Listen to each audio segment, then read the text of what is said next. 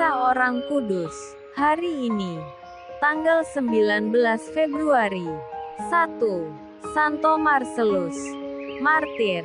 Marcellus menjadi paus pada tahun 308 sampai 309. Tempat, tanggal lahirnya serta berbagai cerita hidupnya sangat samar-samar diketahui. Yang pasti adalah beliau adalah seorang imam pada masa kepemimpinan Paus Marcellinus pertama, tahun 296 sampai 304. Setelah wafatnya Marcellinus pertama, takhta suci mengalami kekosongan kepemimpinan selama masa penganiayaan terhadap orang-orang Kristen oleh Kaisar Diocletianus, tahun 284 sampai 305.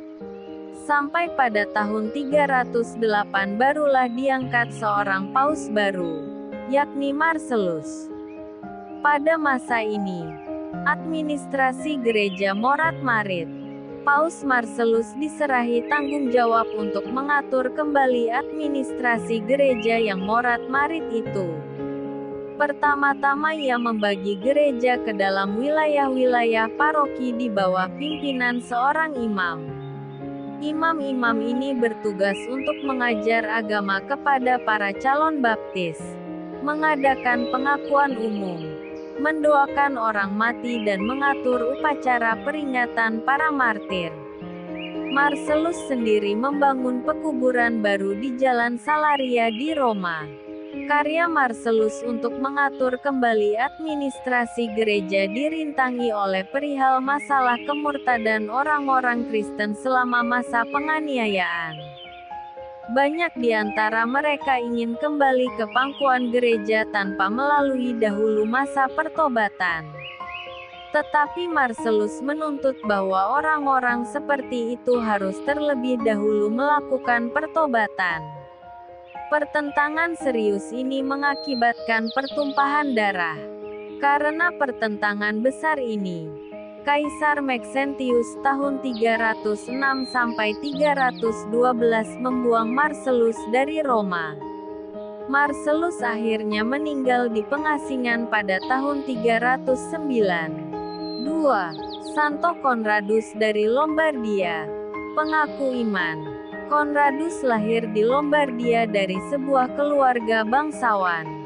Sebagai seorang putera bangsawan, Conradus lebih banyak menggunakan waktunya untuk bersenang-senang dan berfoya-foya. Hobinya adalah berburu, agar cepat dan mudah menangkap binatang buruannya. Biasanya ia membakar hutan tempat persembunyian binatang-binatang itu. Tapi perbuatan itu mendatangkan malapetaka baginya. Pembakaran hutan itu mengakibatkan kerugian besar bagi masyarakat dan harus diganti. Semua kekayaan keluarga dipakai untuk membayar kerugian tersebut. Karena itulah keluarga Conradus mulai jatuh miskin. Di dalam situasi miskin itu, Tuhan memanggil Conradus. Istrinya sendiri menjadi biarawati.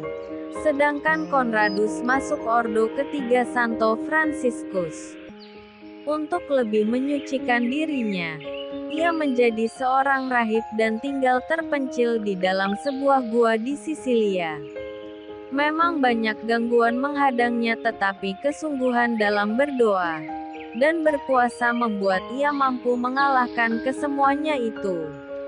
Ia meninggal pada tahun 1351. Santo Marcellus dan Santo Conradus dari Lombardia. Doakanlah kami. Kak Carla Channel.